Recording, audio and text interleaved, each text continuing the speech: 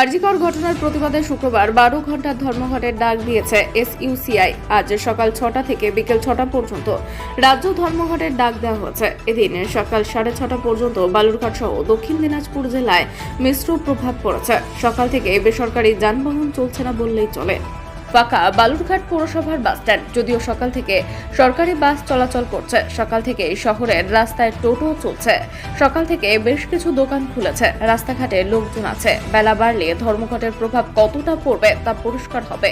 অপ্রীতিকর ঘটনা এড়াতে শহর জুড়ে মোতায়েন রয়েছে পুলিশ। এদিকে বেসরকারি বাস যাতায়াত না করার ফলে সমস্যায় পড়েছেন নিত্যযাত্রীরা।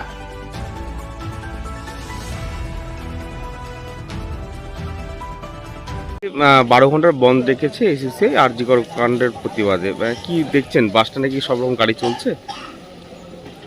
বাস স্ট্যান্ড তো বন্ধই তো দেখছি, গাড়ি চলছে না। চলছে না তার কেবলই নামলে আমি তো বুঝতেও পারবো না। এমনি গাড়ি তো সকালবেলাটা তো এরকমই থাকে। এমনি বাইরে যেগুলো লোকাল গাড়ি সেগুলো তো দেখা যাচ্ছে না। হিলি লাইনের গাড়িগুলো কটার থেকে এক্স্যাক্টলি ছাড়ে আমি জানিও না ঠিক টাইমিংগুলো। আর এই মালদা ফালদার বাসগুলো বন্ধ শুনছি, মালদা রায়গঞ্জের লোকাল বাসগুলো চায়ের দোকানে শুনছি। এমনি দোকানপাটও তো সেরকম খোলেনি। না না না, সেরকম খোলা নেই। ইনফ্যাক্ট এরকমই থাকে, এই টাইমটাতে এরকমই থাকে। পরবর্তীতে বোঝা যাবে কি অবস্থা হচ্ছে। হ্যাঁ হ্যাঁ হ্যাঁ, আপনার নামটা একটু বলুন। পার্থ বাগচি।